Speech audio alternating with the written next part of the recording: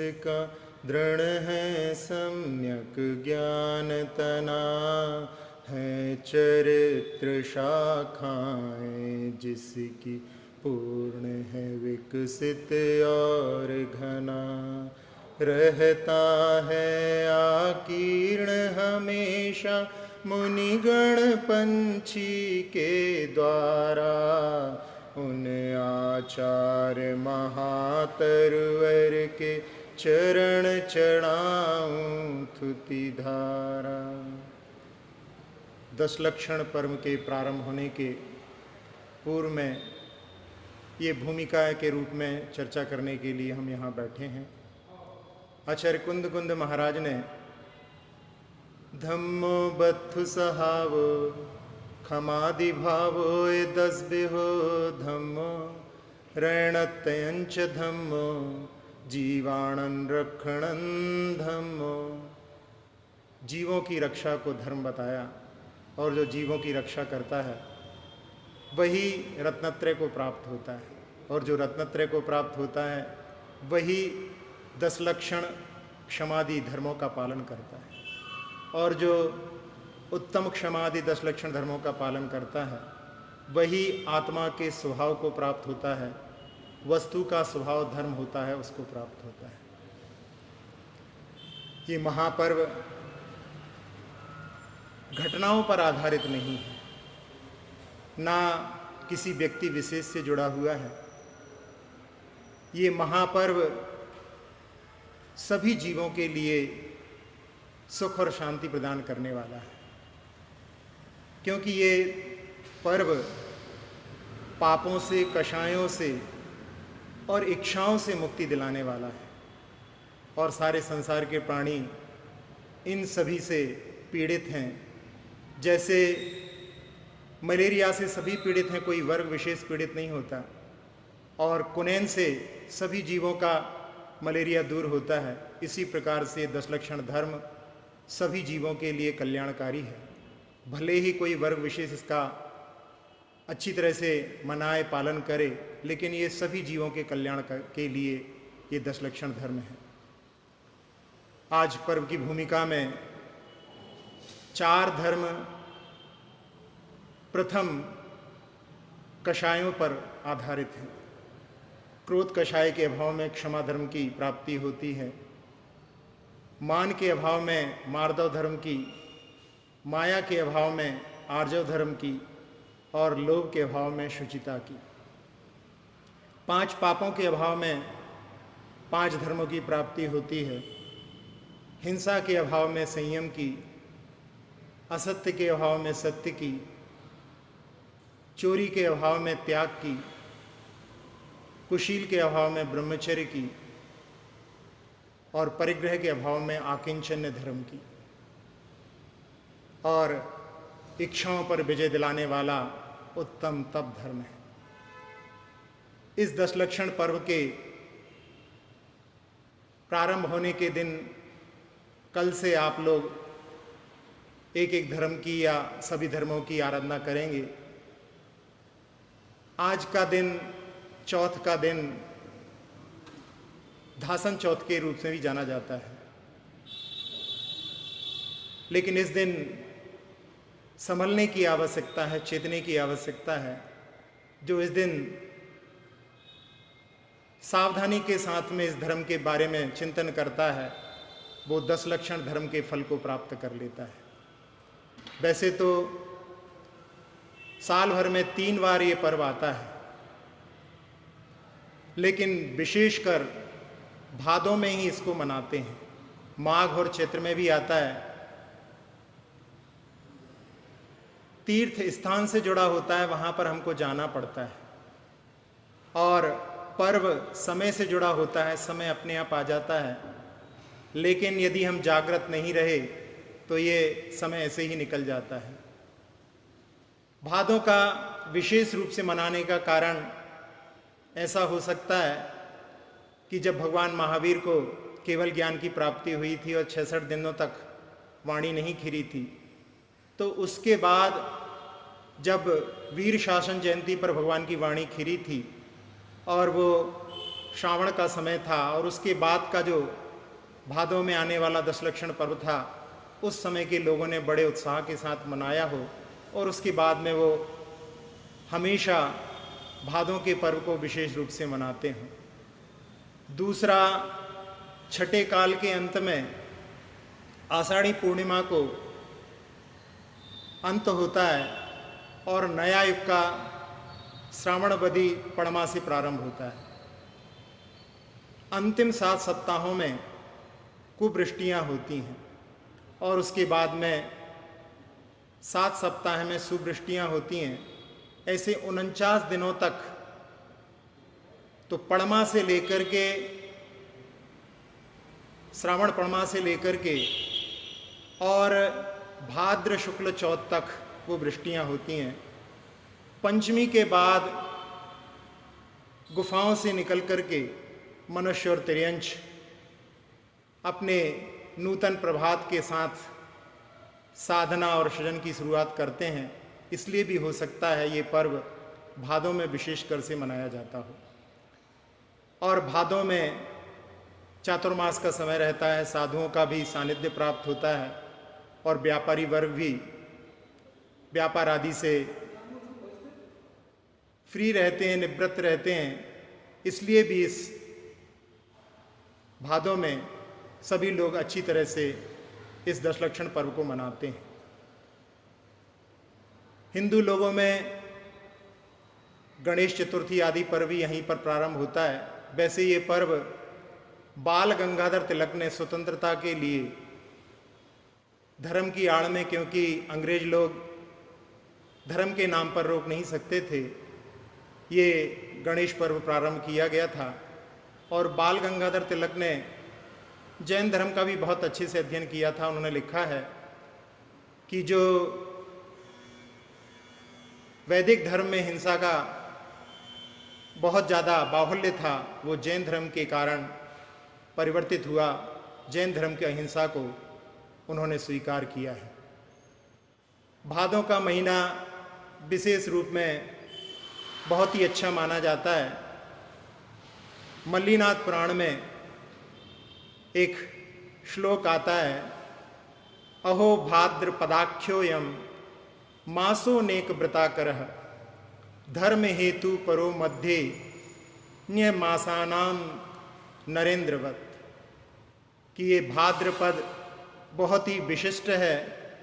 ये महीना अनेक व्रतों की खान खजाना है, धर्म का परम साधन है और अन्य महीनों में ये सम्राट की तरह है।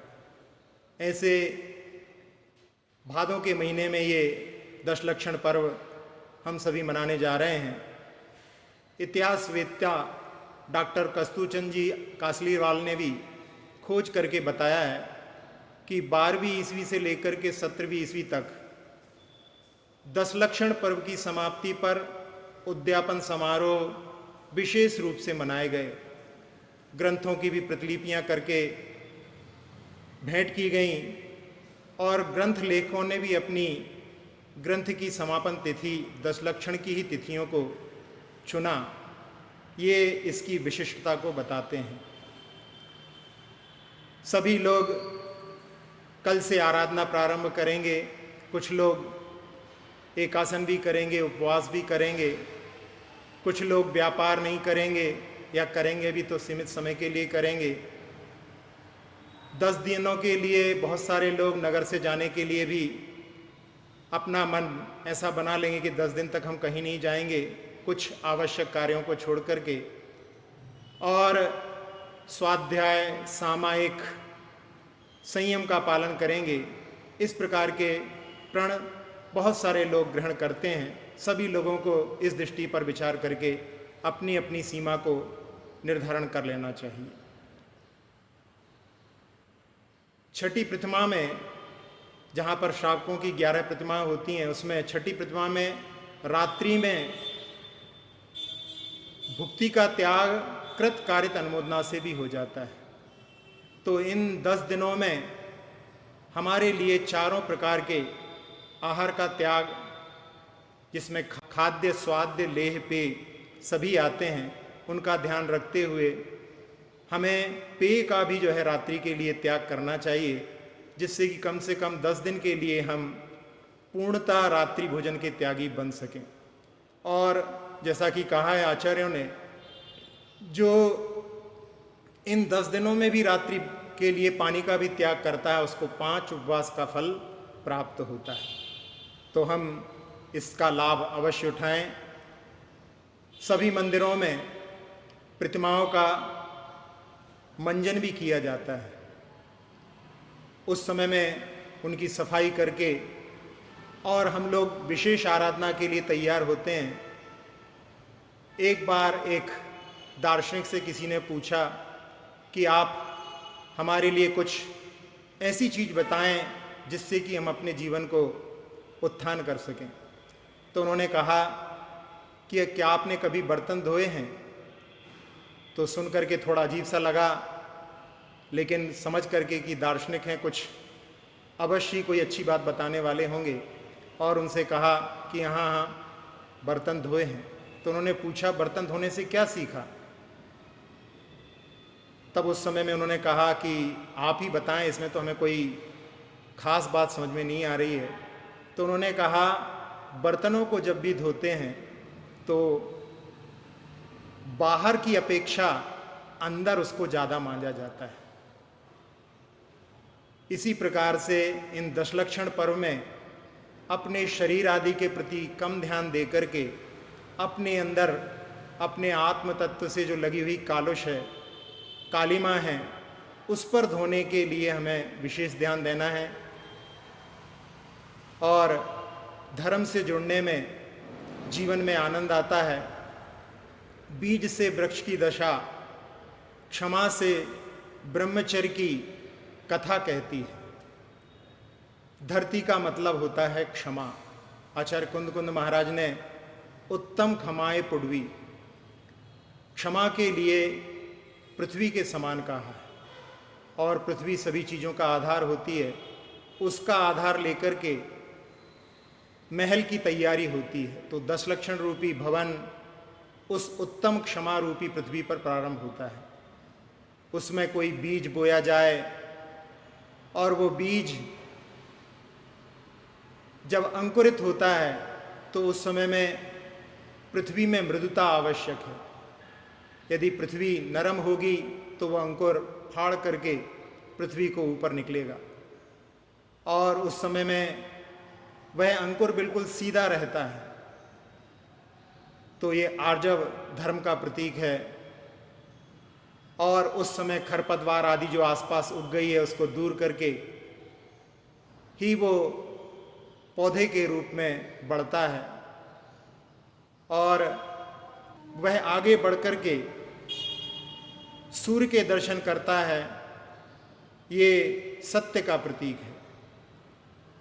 और संयम के फूल उसमें खिलने लगते हैं, और तप करके उसमें फल लगते हैं, और वो फल को स्वयं ना रख करके दूसरों को दे देता है। ये त्याग धर्म है।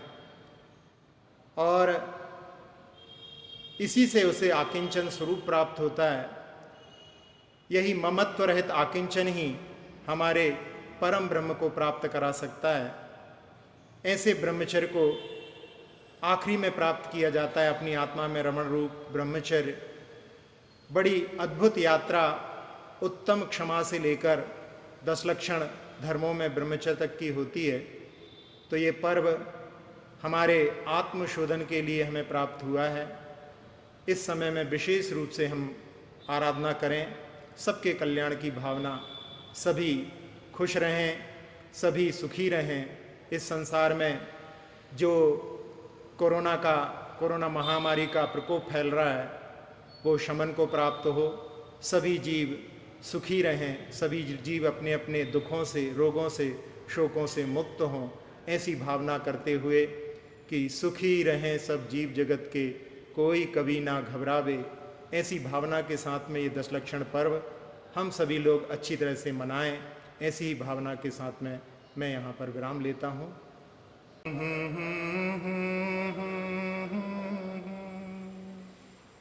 पर्वराज पर्यूषण आया, 10 दिन पर्व पर्वराज पर्यूषण आया, 10 दिन पर्व मनाएंगे। 10 धर्मों का पालन करके जीवन सफल बनाएंगे। पर्वराज पर्यूषण आया, 10 दिन पर्व मनाएंगे। 10 धर्मों का पालन करके जीवन सफल बनाएंगे।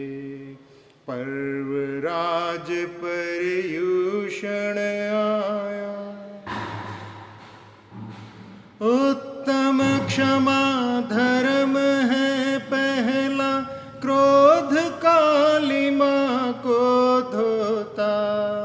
उत्तम मार्दव धर्म दूसरा, मान कषाय को खोता। उत्तम आर्जव धर्म तीसरा, माया दूर हटाएंगे। 10 धर्मों का पालन करके जीवन सफल बनाएंगे। पर्वराज पर्यूषण आया। उत्तम शौच धर्म है चौथा, लालच लोभ से मुक्ति दे। उत्तम सत्य धर्म है पंचम, हमको अद्भुत शक्ति दे।